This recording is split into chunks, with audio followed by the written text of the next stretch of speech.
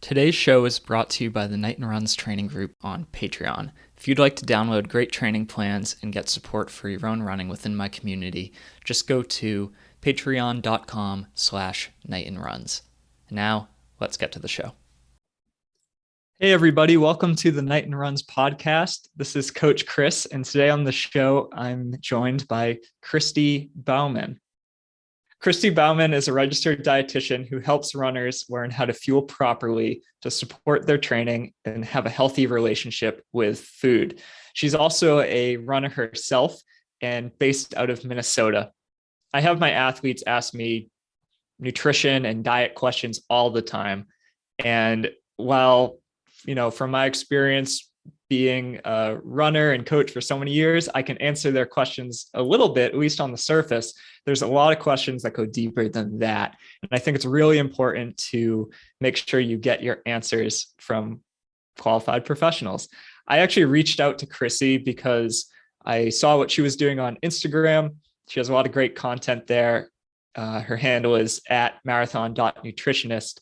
And she does both one-on-one and group coaching for runners looking to improve how they fuel in their relationship with food. And she also has a great course that I've taken and really have enjoyed that teaches you how to eat and think about your food when it comes to your running. Today, we're going to talk a bit about her background and story and how she started doing all of this, and then answer a number of questions that I asked of my athletes. I told them, Kristy's going to come on the show. What questions do you have? So these are real questions for my athletes training for marathons, and we're going to find the answers today. So Kristy, welcome to the show. Thank you. Thank you so much for having me. I am so excited to be here and to dive right into answering your athlete questions, as well as sharing a little bit more about myself. Yeah, great. Thank you for taking the time today and coming on the show. My athletes, when I told them you were coming on the show, I almost never have seen so quickly of a response. I got 4 emails within an hour. It was awesome. So I know they're really excited to hear this. How did you get into this in the first place? You're a dietitian, you're also a runner. It seems like you're really specializing in helping runners. So what's your story, Kristy? Yeah, so I've been running since basically junior high school, and ran in college and then thereafter, and really started getting into running more in college. And while I was, studying nutrition, I thought I was fueling well because I was learning about how to eat. But little did I know, and it wasn't actually until years after college that I realized I had experienced injuries during college. I was all these signs of underfueling came up, where I would find myself, searching Pinterest and looking for the perfect healthy recipe, and realizing that was an obsession with food that was part of underfueling. Or I would find myself feeling cold all the time, but I just blamed it on the weather, living in the cold. Or I would find myself craving sweets. And so all these things started to add up, and realizing there was food rules that I had, and it was showing in my running as well, where I was struggling to recover after a run or feeling nauseous after a long run, and realizing this was all had to do with nutrition. And once I started fueling properly, all these things went away, and I was able to, perform better, feel stronger on my runs, hit new PRs, and it affected my everyday life too, of just not having to think about food so much. Yeah, I think that when people start to train like an athlete, the demands that they place on their body become pretty extreme. And what I've experienced as a coach is actually underfueling is one of the biggest issues that I run into. What were some of the changes that you found you had to implement in yourself to see these improvements? Yeah. So for years, it had to be at least over 10 years, I would go out for a run without eating anything before. Kind of always have been a morning runner, but even in the afternoon, lunch would be my last meal. Then I wouldn't have anything to eat basically until, 4 hours later. And so realizing like when you eat before you run, especially in the morning, this gives your muscles energy right away. So now your body doesn't have to break down muscle as a source of fuel. And that definitely prevents injury. So eating before, so basically now I eat before every run, even if it's a short and easy run. Having something to eat right afterwards, especially like those hard workouts or long runs. So making sure that you have both carbs and protein within, a half an hour, 45 minutes. It can be so easy to get distracted after your run. So making that a priority, and you might not even feel hungry. But this is the time around your run is the ideal time that your body needs fuel and energy, even if you don't feel hungry. And so we just want to give our body the energy it needs during that time. So those are some of the big changes that I made that has really helped. One of the things that I've always preached, I picked this up long ago, was the importance of like eating pretty much immediately after a run. I think that one of the biggest things that people can do to improve the running is just to simply do that. Whenever there's a hard workout or a long run, or potentially a longer, easy run, like trying to eat within that window in maybe half an hour or so within finishing the run is what I often hear, is so important. So if someone's not doing that, then starting to do that, I think is really important. But when I was taking your course online, something that I actually learned on that is you were talking about the importance of eating before your run as well. And I think that probably about half of the athletes that I coach are pretty morning runners, like get up and run first thing in the morning, often before I'm even awake. And I think one of their biggest struggles is sometimes it's like you don't want to eat first thing in the morning before you head out the door. Do you have any advice for people like that? And why is it important to eat in the morning? Yeah, good question. Like 5 a.m. Yeah, good question. So basically why we're even talking about this is because overnight, our body is using glycogen stores. So glycogen is our carbohydrate stores in our body that's stored in our muscle, in our liver. And overnight that becomes depleted. And so when we wake up in the morning, our stress hormone, our cortisol level is high. And so even eating a little something helps to decrease that cortisol. And this prevents muscle breakdown. This prevents, that increased risk of injury. It's especially hormone health as well. We especially see that in female athletes. It just helps in so many different ways. And so if somebody is struggling, just starting with something small, even a couple bites of a banana or graham crackers or Pop-Tart, our body wants carbs. Like carbs are our fast fuel. They're quick energy for our muscles and our body.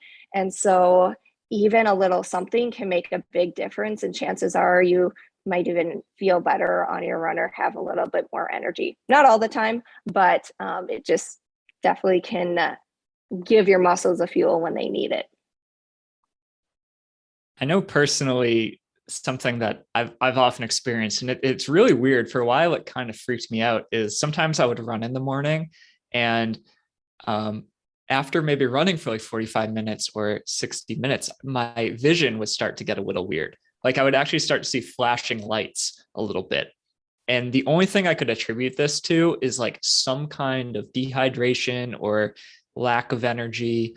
But it was always in these morning runs. Have you ever heard of anything like that? And do you think it could have been related? Well, yeah, I mean, it sounds like it's a sign of low blood sugar. So if we even, I feel like blood sugar is often talked about in those with prediabetes or diabetes, but everyone needs to manage their blood sugar. Like if it dips too low, we experience these signs of like blurry vision, feeling fatigued or tired or dizziness. It could be not feeling nausea or headache. Everyone kind of experiences different symptoms. But that's another thing. Like if you're getting hungry on a run, or if you're experiencing that dizziness or blurred vision, those are definitely signs that chances are you're blood sugar is too low, and eating something before the run can definitely help with that too. You had a great tip in your course that was put a banana just like on your bedside so you can eat it first thing in the morning. Yeah. I love bananas. I probably eat like one every single day. But that's great advice, just like Yeah. have it there ready to go. In the past, I've taken gels in the morning before like a workout or something if I don't want to eat anything, because often I don't want to eat for the first hour or two. But the banana tip I thought was a really good one, really easy to do. Right. Yeah. And it could be anything. Just those simple white carbs. Those are like prime, quickly absorbed in our body. And I know lots of people can kind of get caught up in like, how much time do I need before I go out for a run? That's going to kind of depend on the person and their stomach. Once that's where I choosing a food that's just easily to digest. And I was going to also say, liquid carbs are another great option, or pureed carbs like applesauce, again, can be more easily digested because it's already, in a different form that's more quickly absorbed. But even when we come to talk about the timing before, how much time do you need? It's going to take your body about 20 minutes for that food to kick in. But I mean, even if you eat it while you're walking out the door, 20 minutes into your run, you're probably going to feel a little bit better, have a boost of energy. So I'm a high school coach as well as a coach of adult athletes. And one thing we're implementing this fall with our cross-country practice is we're actually being a little bit strict about making sure the kids bring snacks for both before and after practice. We coach girls team, freshmen through seniors in high school. And something I have noticed a lot is they often undereat. Yesterday was our first day of practice, and we actually had a girl, she had to stop halfway through the run because she was feeling dizzy. And she said, yeah, I did a really bad job of eating today. Do you mind if I go get a snack? And I was so happy that she actually came up to me and told me that, felt brave enough to, and I try to encourage that honesty and openness. But I was like, yeah, definitely go get a snack. I want you to fuel, because if you don't have the energy, it's like, how can you do these workouts and how can you expect to improve? So, I think that can be really helpful as an adult runner too, to like try to set some of these, I guess, rules for yourself almost, of like, if you're going to go do a run, try to eat something before. If you're going to, it's a hard run, eat something after. For me, I've pretty much, if I do a workout, like I have to eat something within an hour. Like I make that part of my run.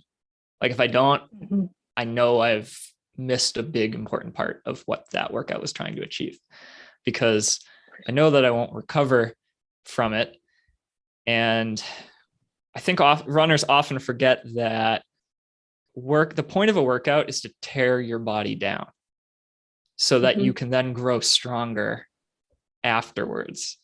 But you need to eat to jumpstart that process. So if you just tear yourself down with a hard workout and don't give yourself rest and don't eat and recover and grow stronger, you don't have that opportunity to grow stronger. So then if you get to your next run or your next hard workout and you're still feeling depleted, you may just tear your body down even more. Right. Which is sometimes when you see athletes either really plateau at a certain level for a while or even decline in performance.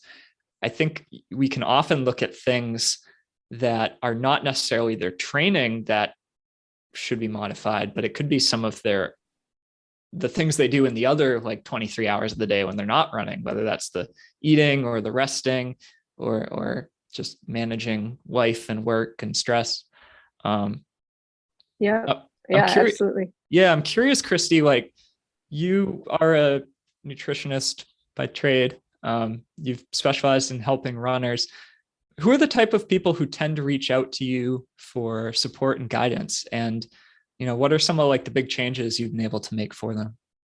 Yeah, so I work a lot with female athletes. I have some male athletes as well, and anywhere from I'd say mid 20s to 50s, 60s, or the type of runner that I work with. And sometimes they've dieted in the past or like hop from one diet to the next. And maybe they even got into running for weight loss and now have just started to enjoy it more, and realizing how they used to eat it isn't serving them anymore. And I think that's a big transition of realizing like, yes, you're going to be more hungry when you're running. Yes, you're going to notice a difference, if a bigger difference of how, if you aren't properly fueling, it negatively affects you. You know, sometimes people are eating super healthy during the day and then find them binging at night, or have big sugar cravings and they feel out of control around food. Sometimes they're have GI issues, whether it's during the run, maybe feel like they can't, eat anything before or during their run. And oftentimes, GI issues is a whole another topic, and there's so many different reasons of why that could be happening. Or it could even just be everyday, like bloating, everyday GI issues that come up too. And so kind of a wide range, but usually like it's so interesting to see how much is related back to their nutrition, not only fueling around their runs, but also everyday meals and making sure that they're balanced and, meeting their individual needs based on their training. I'm curious, when you work with someone, like, what does that relationship look like? How do you help shape the way they eat? Yeah, so there's a few big things that are super helpful. One of the things is if they're comfortable with it, I have them take pictures of their food, and just for like 2 or 3 days. And what's more important to me, because I can look at the picture of food and be like, yeah, that looks good. But if you're telling me like, I was struggling to recover after this run, I was finding myself like obsessing about what I should eat. Like, is that too many carbs? Did I have enough protein? Or, these food rules that can come up of like, oh, I can only have 1 carb at this meal. I really shouldn't have, bread more than once a day. Or maybe they find themselves in the middle of the afternoon, like raiding the pantry, or, whatever, whatever it might be. That's more important to me, because then we can start to make changes like, okay, this is what's happening. This is a trend. Let's work through that. Or it could even be like, I had an athlete recently who said like there was cookies at work. She had a cookie to eat, and then she just found herself kept eating cookies, and she wasn't hungry. And then we dive into like, why is that happening? What's the root reason? Is it because you're mentally restricting cookies and telling yourself they're off limits and I can't have them? Well, if that's the case, we start to put that cookie on a pedestal. And when a food is on a pedestal, we want that even more. And so we have to start to normalize that, and make, normalize all foods, that all foods can fit into what you're eating. And sometimes that happens because we didn't eat enough earlier in the day, or maybe we didn't have enough protein at breakfast time. So that's the food log is super helpful. And then I do a lot of, my clients can reach out to me at any point of time and send messages, ask questions through voice texting. And then I have a video course as well to help them walk through the fundamental processes. And then in my group coaching program, we have weekly group coaching calls to learn from other runners and, get that support along the way for me in answering their questions. That's awesome. I think with any big topic, whether it's run training or nutrition, there can be so many different varying point of views out there and contradictory things. And though, often you can try to like piece together it yourself, sometimes it's just so helpful to like follow, one system or one way of doing it. And like, that's what I think is one of the most powerful things about the coaching relationship, whether it's running coach with running athlete, or nutrition coach Kristy with your athletes who are looking for nutritional guidance. It's like you just have someone who can tell you that like it's going to be okay. If you, as long as you do it this way, it's okay. You don't need to worry about it. Right. Right. And getting that outside perspective, I think, is super helpful, because so often it's hard to see these things within ourselves. Like, yeah. Like with my experience, like it was years before I realized what I was experiencing myself. Because, I thought I was just eating healthy and that's the way I was supposed to eat. And so often many of the athletes I work with know a lot about nutrition, and have done their own research or even studied it themselves. But when it actually comes to implementing or seeing things in their own life, it's just super helpful to get outside perspective. Totally. We're often not the best at like taking our own advice. Right. And it's like sometimes the more you know, it can actually be bad, because then you're like, oh, there's so many different ways to do it, which is best. And then that can lead to kind of this like paralysis of too many different options.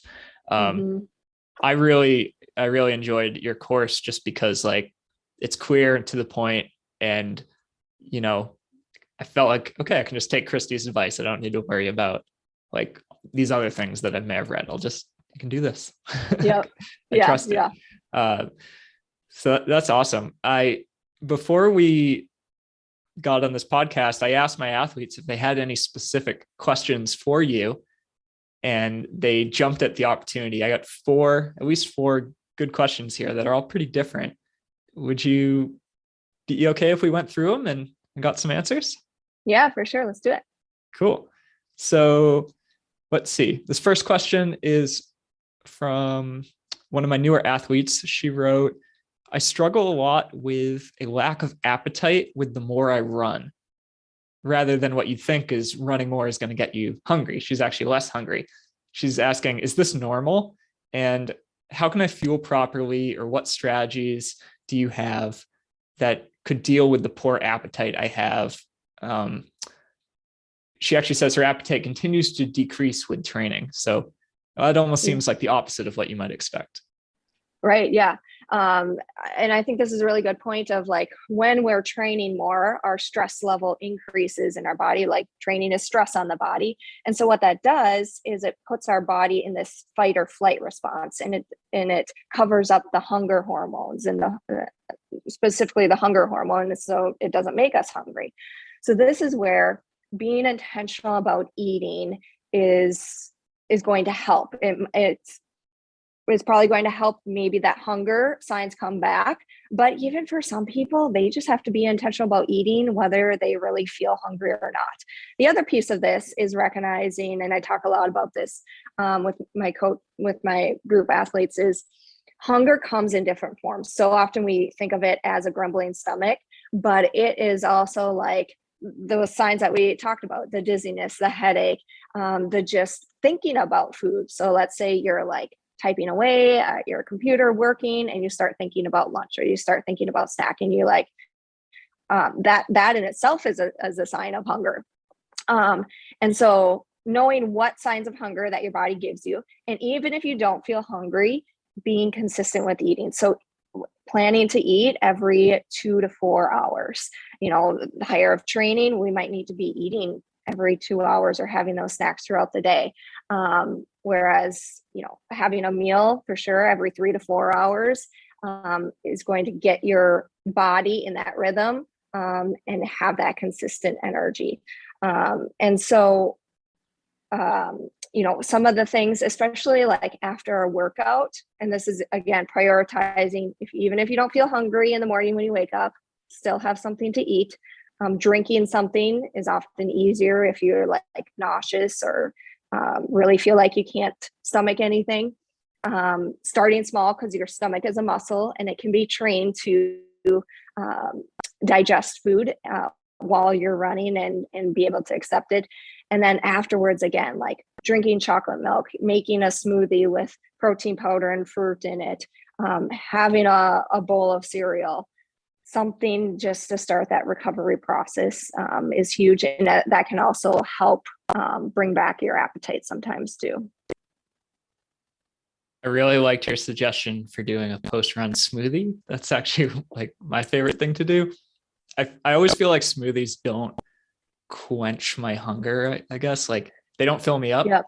but I know it's a really healthy thing, like I always have these ingredients in my fridge. I have like, soy or almond milk. I have a bunch of different, I have like chia seeds, hemp seeds, frozen fruit.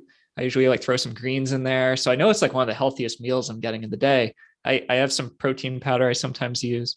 And I I don't have one of those every day, but if I was trying to be my healthiest self, I probably would. And it's just like, yeah, finish the workout, make the smoothie, have one of those like magic bullet things that's super easy, and have that as like part of my post run routine. For me, I think Yep. has worked really well. Yep. And I think that's a really good point of like, oftentimes you're going to need more than that smoothie um, in order to make sure that you're getting enough. So, but that's a great place to start. And then you can eat the rest of your breakfast, when you have a little bit more time or when right afterwards. Yeah. A thought that this kind of raised in my head, and maybe I'll share my understanding of it, and it may be wrong. So let me know if it is. But I've always kind of, it obviously is going to vary, but I say that if you run a mile, it's maybe you've burned about 100 calories. So think about how many miles you've run per day or per week. If you're running, let's say 30 miles per week, that's like 4 or 5 miles per day. That may mean that you need to replace 400, 500 extra calories per day, which is a small meal. If you're running much more than that, like at times, some of my athletes run 60, 70. I have one doing 80 miles a week right now. I mean, the guy running 80 miles a week, he's burning like an extra 1,000 calories a day pretty much, which is like a massive extra meal or 2 extra meals he needs to eat every day. So it's a lot. Like the difference between someone who's pretty sedentary and someone who's even running, I would say moderate amount, a few miles a day, can mean a whole extra meal. Oh yeah, for sure. Yeah, absolutely. And I think, sometimes when and that's about right, 100 calories per mile, but oftentimes people can get caught up in those numbers too, especially like when it comes to a rest day, when they're like, why am I just as hungry or more hungry when I'm not even exercising? And so that's why I like to look at the whole weekly mileage and knowing like, same thing, like your appetite might have been suppressed earlier in the week or after that long run, and now your body is playing catch up. And so we can trust our body, we can trust our hunger in this situation when we're more hungry, and we can honor that and eat more as well. Love that. Let's move on to the next question. This one is completely different. So this is from my athlete, Paul. He had asked, what does carbo loading look like heading into race day? He said he's heard many different things. Could be 1 to 3 grams of carbs per body weight, etc. He's seen different things. Like some articles suggest doing it for 7 days. Others say maybe just start doing it 3 days out. Is there any real truth or right way to do this? And he's curious about your approach. Yeah. So basically what studies show is both men and women benefit from carbohydrate loading. And so when we carbohydrate load, we are maximizing our glycogen stores, which is our carbohydrate stores in our body. And so in order to fully carbohydrate load, there's different ways that you can approach it. And this is probably where he's kind of getting confused. Carbohydrate loading is based on your weight. So 10 to 12 grams of carbs per kilogram, and you do that for 2 days.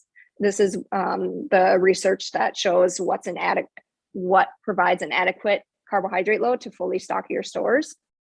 Or you can do 8 grams of carbs per kilogram of body weight for 3 days. And so that 7-day one, maybe they just spread it out more. The thing to remember is like when we are carbohydrate loading, we're using some of those carbs in the process, just for our heart to beat, for our brain to think, for us to move throughout the day. And so with carbohydrate loading, we're switching, just eating differently. So we're eating less fat, we're eating less protein, and basically mostly our plate is made up of carbohydrate foods. So whether that's, bread or grains, potatoes, like the starchy vegetables, potatoes, corn, or fruit, drinking beverages with carbohydrates, lemonade, sweet tea. That's what most of our plate is made up with, and choosing like the low fiber foods is often a good choice. And why do we carbohydrate load? So our body can store up to 90 to 120 minutes worth of fuel in our muscles, in our muscles and liver. And so glycogen, like I mentioned, is our carbohydrate source, and it also helps our body to so glycogen is made up of carbs and water. So for every gram of carb, our body retains 2 to 3 grams of water. And so this is basically what we're doing before race day, is stocking that. And so we have the energy available to do. So what I do, my approach, I recommend starting a carbohydrate load 2.5 to 3 days before your race. So especially a marathon, anytime that you're running over an hour and a half. Typically, I should rephrase that. If you're doing like, say, a half marathon, doing a 1-day carb load is typically sufficient when you're running between the 90 minutes to 120 minutes. But once you hit over 2 hours, you're going to want to do a 2.5 to 3 day carbohydrate load. And then I go back to using the calculation of, let's try and get 8 grams of carbs per kilogram for 3 days and for that carb load. Thank you. That provided a lot of clarity to that subject. It's actually something that I think maybe I haven't been the best at doing myself in the past. And I'm curious to hear your take on this theory. This is something that I learned from one of my first running coaches. His name was Dan Fitzgerald with the Heartbreakers in Boston. When he was asked about this question, what I learned from him was, so last 2 weeks before a marathon, you're going to be tapering generally. If it's a marathon you're really focusing on, your mileage is going to cut down drastically. So let's say, you're reducing your mileage by about 50% in the final 10 days to 2 weeks. What he would say is that because you're reducing your mileage by about half, therefore in that final 10 days, 2 weeks, the energy demands on your body are less, though I know that can be like a lagging factor from the running, but they're less. So as long as you're kind of eating the same amount that you were eating throughout training, because your running is going down, but your diet or your eating is staying the same, you're effectively carbo loading just by kind of eating the same during the taper. Do you think that is smart advice, or would you encourage people to eat more in those final days? So I would, naturally, I think you're right where, maybe your appetite goes down a little bit as training decreases. And so you're, still eating about the same. There might be a little bit less like before, or after a long run or that sort of thing. And so I think that's generally the approach that you're talking about, is the principles that I use those last couple of weeks. But then I really emphasize those 2.5, 3 days before. It's not normal to eat that many carbs. And so this is like one of the times I might encourage athletes to actually track their carbs and make sure that they're getting enough. Because it's it's not normal to eat that many carbs naturally, I guess you could say. And so some people find themselves like having to push themselves to eat that much. And I encourage athletes also to try this out before a long run and not do it the first time before race day, because you want to know what foods are going to sit well, how your body is going to react. Like chances are you might feel more puffy. You are going to gain weight, which I think is like an opposite concept of what we've heard for the longest time of like trying to reach race weight. Like you're much better off doing that carbohydrate load, gaining a few pounds, retaining that water and fluid. You might feel puffy. You might like feel different standing there on race day, but knowing like your body's going to be using all those glycogen stores and it's going to help you to the end of the race. And so, yeah, one thing I do want to note is sometimes we have this concept of like, oh, I'm carb loading so I can eat all the pastries and donuts and cookies and chips and French fries. But so often these foods are high in fat too, and that they can fill us up. And so then we're not able to eat more because we're like, it's uncomfortable.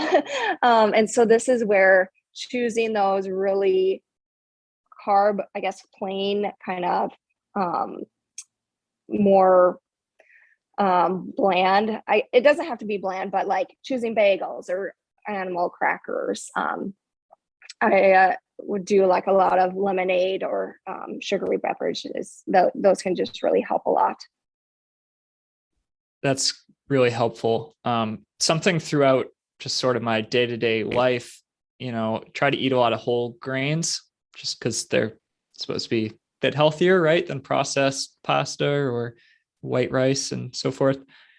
But I've heard mixed things about like the fiber content of whole grains, though I know I'm getting a lot of fiber from like vegetables and stuff too, so I'm a little confused. But when it comes to carbo loading in these final 3 days, would you recommend people eat processed refined grains like white rice, white pasta, or should they be eating the quote unquote healthier whole grains? Yeah. So, I mean, the big thing is if you have had GI issues on race day, if you have a sensitive stomach, those lower fiber foods like the white rice, the white bread, they're going to be easier on your stomach, quicker to digest and prevent those GI issues on race day. So this is like, again, where nutrition takes a complete different turn for runners. Same thing, before a run, avoiding those high fiber grains, bread, might be a good option so you don't have to stop and use the bathroom on your run. Cool. Thank you. Appreciate that. Let's move on to the next question. This is from a different athlete of mine. He's interested on your take on intermittent fasting while marathon training. Yeah. So intermittent fasting, I know it's been super popular, but the big thing is like going back to what I talked about. If you're running in the morning fasted, there's this preconceived notion, and for a while, like it's what kind of the research supported of like, can we become fat adopted runners? And what we know is running fasted, people who run fasted do not outperform those people who are eating carbs before their run. And then we talk about the increased risk of injury, burnout, issues with hormones. Those are the big things that come to mind. I guess I would go back to what is the intention behind intermittent fasting? Why is somebody choosing to do it? Oftentimes it's to lose weight or manage weight. And basically, I don't recommend people try to lose weight while they're in a training cycle, because in order to lose weight, it's a decrease in calories. It's under fueling. Some people might naturally lose weight for one reason or another. Maybe even people get into running for weight loss, but an intentional weight loss while training just puts you at risk of so many unhealthy things and not issues that can last a lot longer, like injuries or hormone health beyond the training cycle. Thank you. That was a great answer. I liked how you said, Kristy, that trying to lose weight while also training for a race where you're like performance driven, it's probably not something you want to mix. Yeah.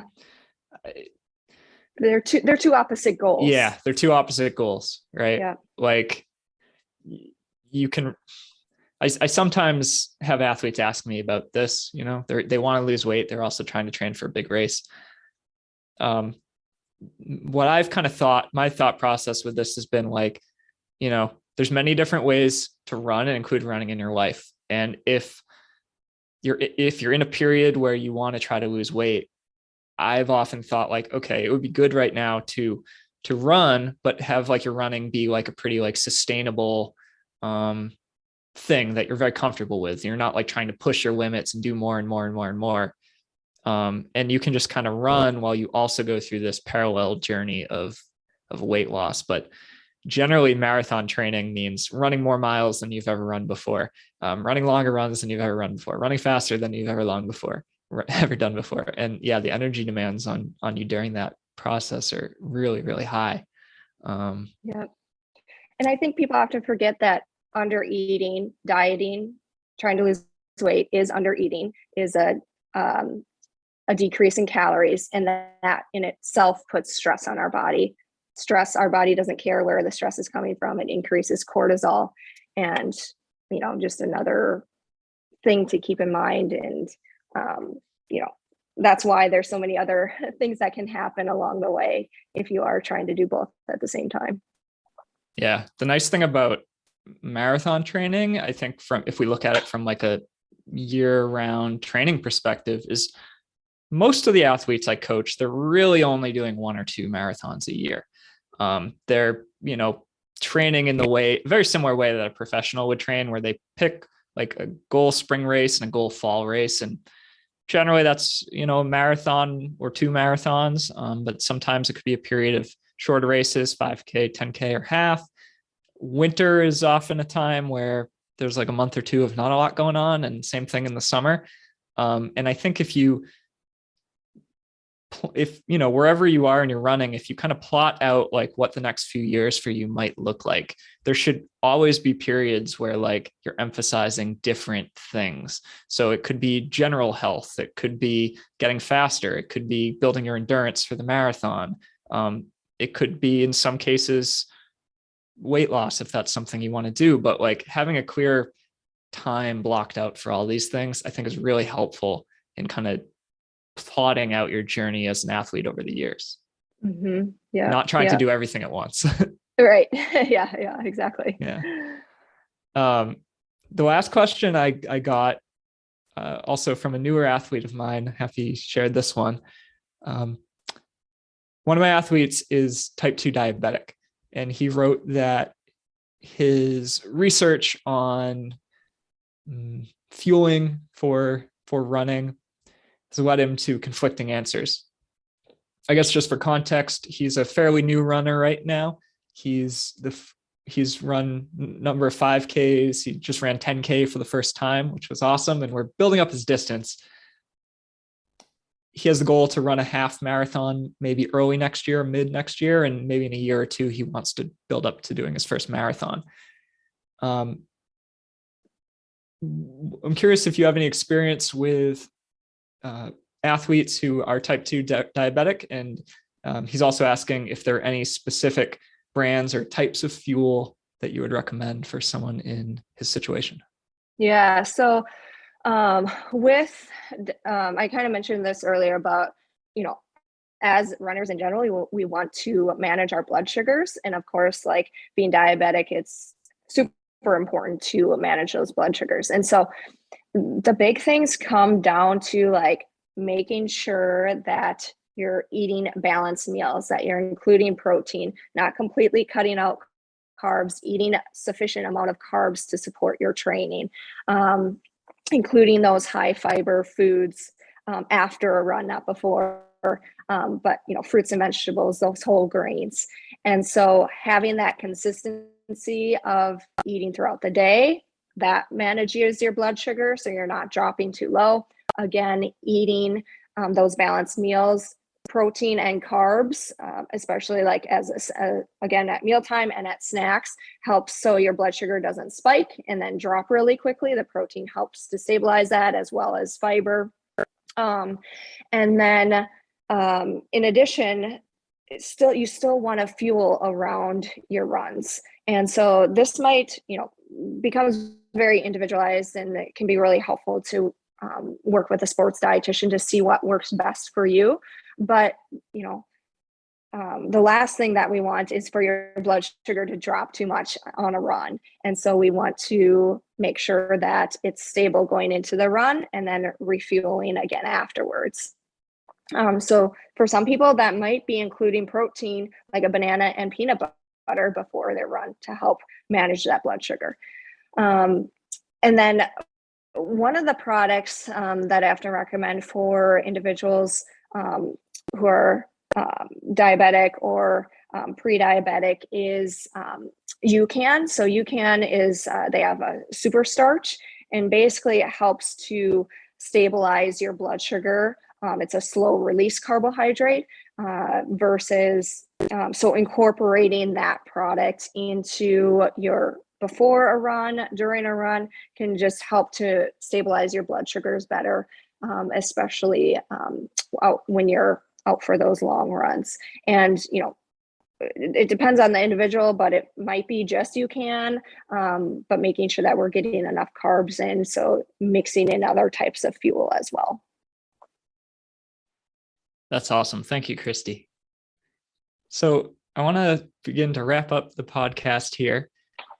Where can people learn more about you? What kind of projects are you working on right now? And what do you have to share with our audience today? Yeah. So I hang out a lot on Instagram. My Instagram handle is marathon.nutritionist. So I'm there. Feel free to send me a DM if you listen to the podcast, or if if anything resonated with you, or if you have other questions. And then I have a really awesome course that I share with Coach Chris about, that fueling around your runs, what to eat before, during, and after a run, how to overcome GI issues, the carbohydrate loading. And so that is something that I recently released. And then I also offer both one-on-one and group coaching to really dive into your individual needs and work through maybe some of the challenges that have come up either with your running or kind of everyday nutrition. I know so often, like, there's just so much conflicting information. It's hard to know what works best for me, what should I believe, what shouldn't I, and so that's where having that feedback and direction that I give runners is they find it just so helpful. That's so great. I know everyone listening to this is like really going to enjoy the content you've put out. So I'm so happy to have you on the show today, Kristy. Any final words before we end the show? Any last thing you want to touch on? Well, thank you so much for having me. It has been so much fun to answer your questions today. And I think we had touched about this before, but remember, your run isn't done until you have refueled. So, you're going to get the most out of your training with refueling afterwards and fueling throughout the day. I love that. And if you're one of my high school cross country listeners who's spying on me listening to this, remember, I'm going to check your snacks at the beginning of practice. So make sure you bring them. All right. Thanks, Kristy. We'll talk soon. Great. Thank you so much for having me. You're welcome. Today's episode is brought to you by the Knighton Runs training group on Patreon. If you'd like to support the show and join my online community of runners working to become the best athletes that they can be, check out patreon.com/KnightonRuns. There you can join a private Facebook community to get support from me and the other athletes in the training group about how your training is going. Get your questions answered here on the Knighton Runs podcast. Download a whole bunch of training plans that I've put together for beginner, intermediate, and advanced athletes, as well as join us for monthly community calls and Q&As. One other small ask, if you enjoy the show, I'd love it if you could leave a quick and honest review on your listening platform of choice. That really helps a ton in recommending this show to other listeners like you who you think might benefit from it as well. And that's all for this week. So until next time, bye.